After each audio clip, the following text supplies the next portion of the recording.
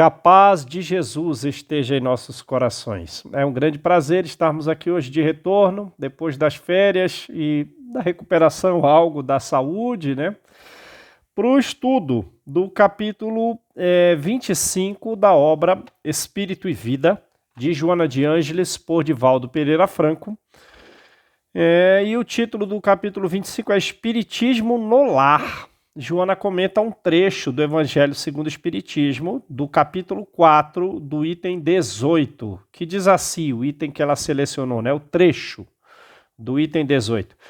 Deus permite que nas famílias ocorram essas encarnações de espíritos antipáticos ou estranhos, espíritos antipáticos ou estranhos na família, com o duplo objetivo de servir de prova para uns, né? Prova para uns, digamos assim, se nós não somos o antipático daquela família, que aquela pessoa antipática ou estranha sirva de prova para nós, porque nós temos o dever de auxiliá-la, né? E para outros, para esses antipáticos e estranhos, de um meio de progresso, né? Ora, e Joana vem nos dizer que todos nós valoramos um copo de água fria ou um tranquilizante injetável num momento de grande aflição.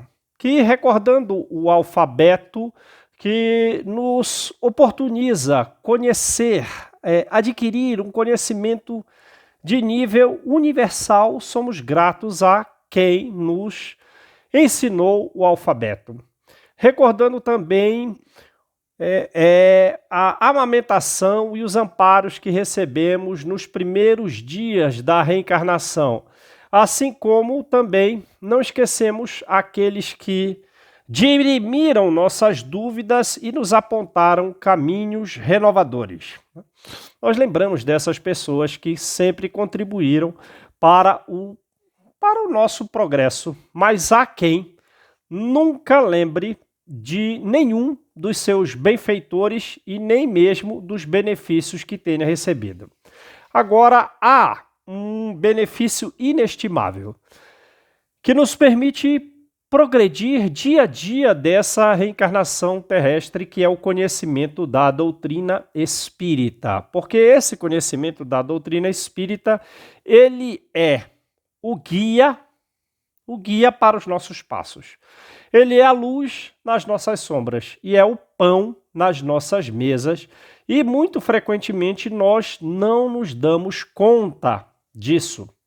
Recebemos o Espiritismo como se ele fosse uma clara manhã de sol, no momento em que os nossos pensamentos, os nossos painéis mentais estavam bastante ensombreados. E recebemos o Espiritismo deixando que ele nos conduzisse como se fosse uma mãe desvelada e fiel. Ora, se nós amamos o Espiritismo, nós não podemos detê-lo. Porém, não só o Espiritismo para fora, porém também o Espiritismo para dentro do lar. No lar se misturam os espíritos que vêm, como nós vimos, de vidas passadas, ou às vezes, como disse a questão, antipáticos ou estranhos. Se misturam os espíritos no lar, numa luta diária para uma reparação, para um reajustamento ou para a sublimação. Porque na família o que há de essencial é um processo de renovação espiritual de todos os membros da família.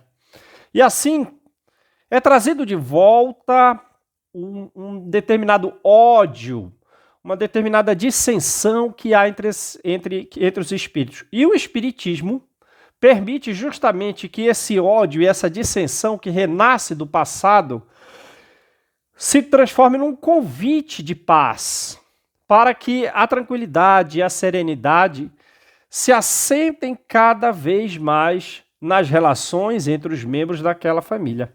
Ora, então nós não podemos perder a oportunidade de trazer o Evangelho para dentro de casa, de apresentarmos aos nossos familiares a nossa fé. Ainda que eles não queiram, nós devemos apresentar a eles o Espiritismo.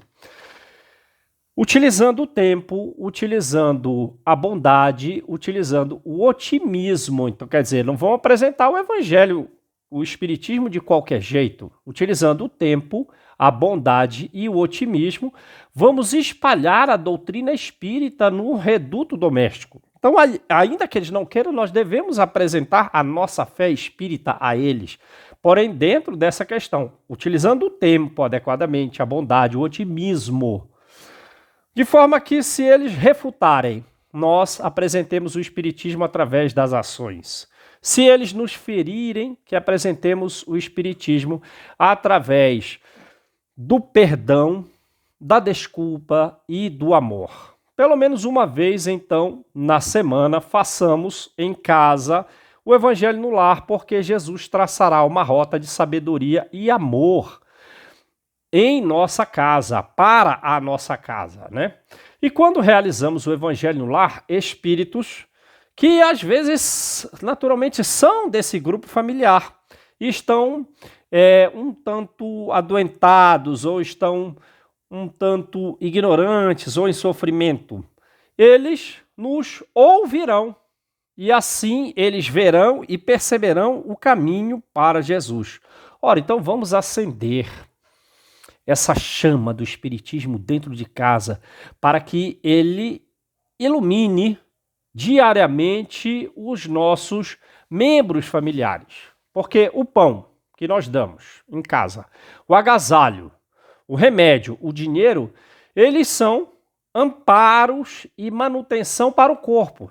Mas a doutrina espírita, ela pode ser o corpo do nosso espírito a nos levar para a glória imortal. E se desejamos então a felicidade na Terra, se desejamos a felicidade na Terra, vamos implantar em nossas casas o Evangelho no lar, criando assim um clima de felicidade geral entre todos nós, o membro da família. Porque da família é que nascerá uma sociedade feliz.